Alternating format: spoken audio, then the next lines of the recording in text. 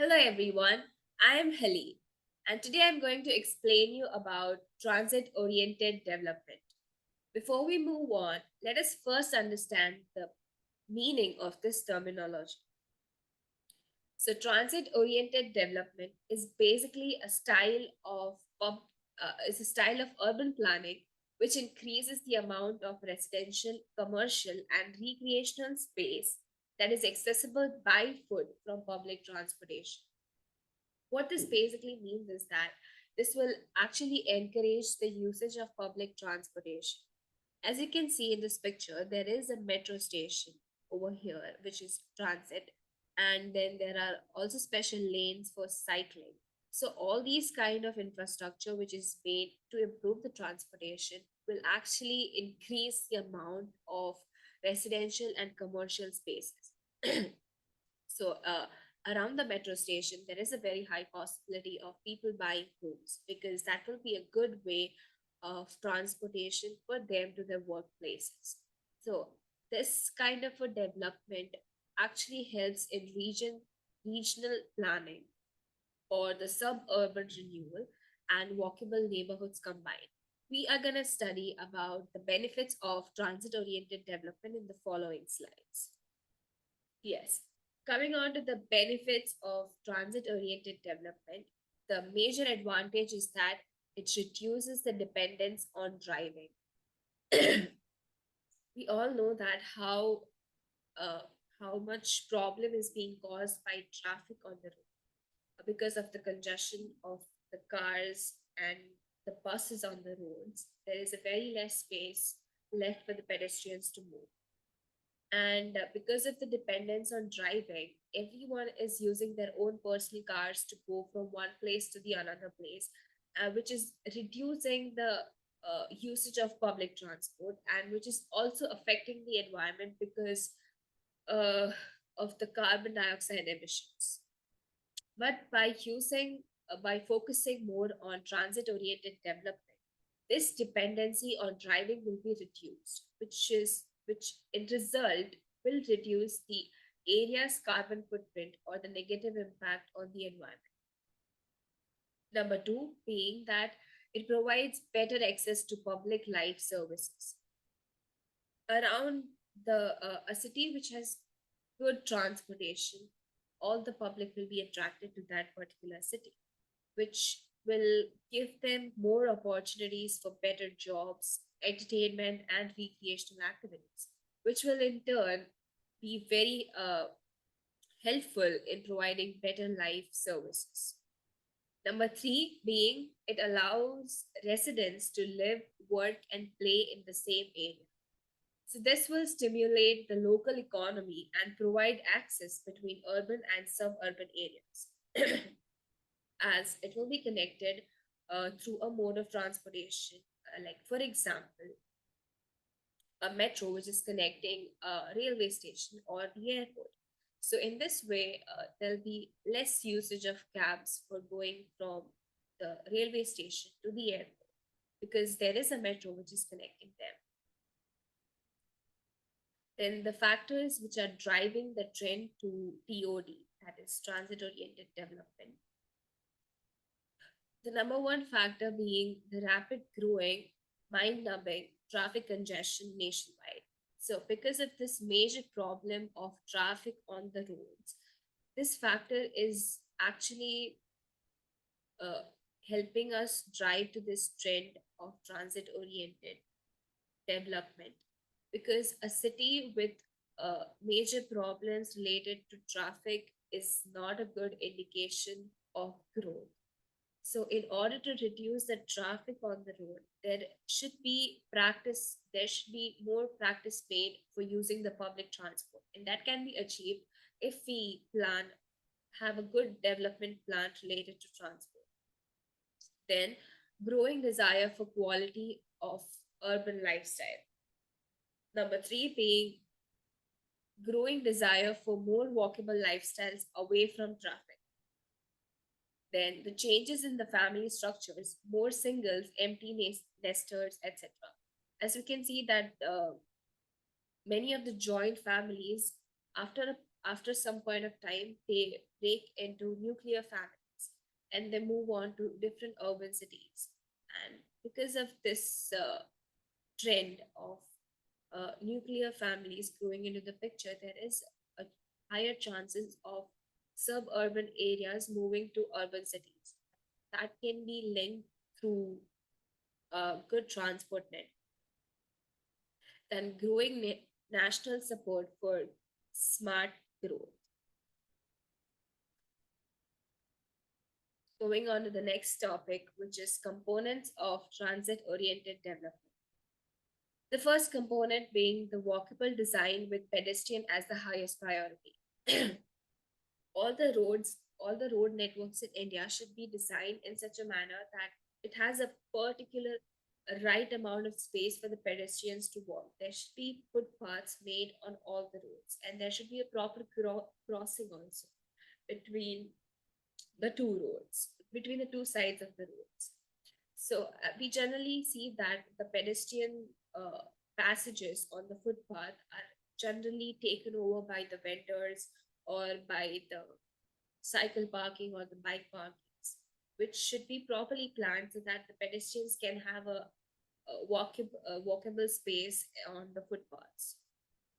Component number two being the train station as prominent feature of the town center and public square fronting train station.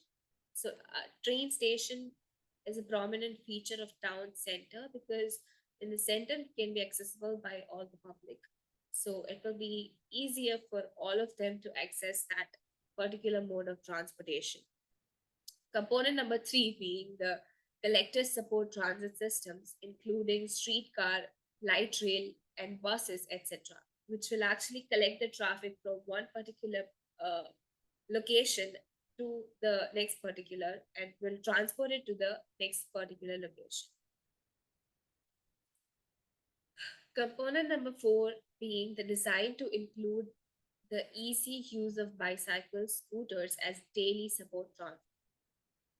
Component number five being bike share rental system and bikeway network integrated into stations. Bike share rental system is actually a very good method for reducing uh, the pollution on the roads. There can be bicycle stands which will be rented and in public can use it by just a swipe of one card and they can use the bicycle for the entire day. So that can also serve as a good transport system. Component number six being reduce and manage parking inside 10-minute walk circle around the town center or the train station. Now, let's have a look on one of the case study, which is based on transit-oriented development. There are different cities in India which has actually included this plan in their development.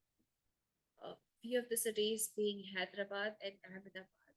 Now we are going to take a case study of Hyderabad Metropolitan Development Authority, which have included transit-oriented development plan in the master plan. So, integrated transit network was proposed with focus to integrate the employment generating nodes with the transit network. So they basically connected the employment with their transport, with their transit network. And this actually proves to be right. In a city which has good employment, should also provide a better transport network for the accessibility of the people to go from their homes to their workplace. In this picture, which is being shown over here, you can see that there are industrial areas, there are residential areas which are being connected by the transport system. Then, moving on to some of the features of transit oriented zones, then those features include mixed land use zoning, then incentivize higher density development, decreasing parking requirement because of the more usage of public transport, affordable housing in and around the transport network, integration of employment and transit, then alternatives to personalized vehicle ownership.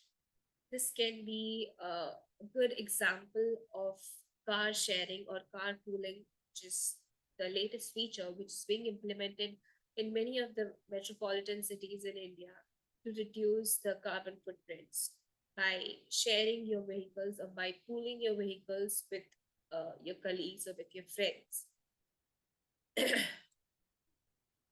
Then now let's understand the approach and methodology which is being used by the Hyderabad Metropolitan Development Authority in order to implement the plan of transit orientation.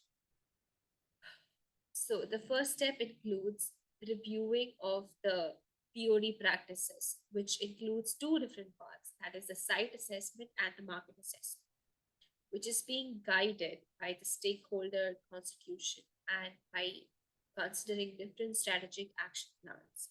And then the concept of TOD plan is being finalized, which is again analyzed based on layout, infrastructure, and structuring.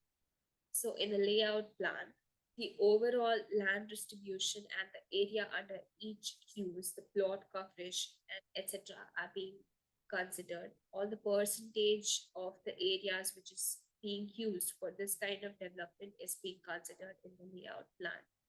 Then, in the infrastructure services, the demand estimate of physical infrastructure is being considered.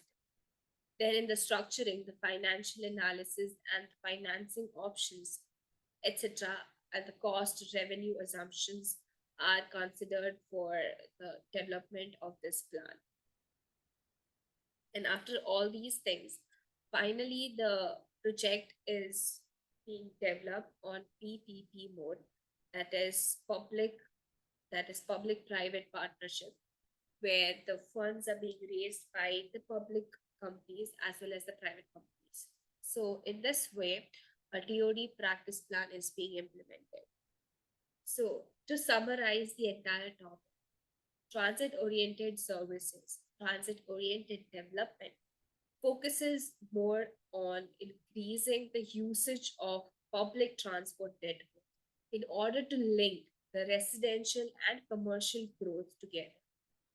This kind of practices and this kind of development will actually help in improving the employment rates of a particular area by reducing the carbon footprints and by emphasizing more on the usage of public transport by linking different locations by a smooth and efficient transport network. Thank you so much.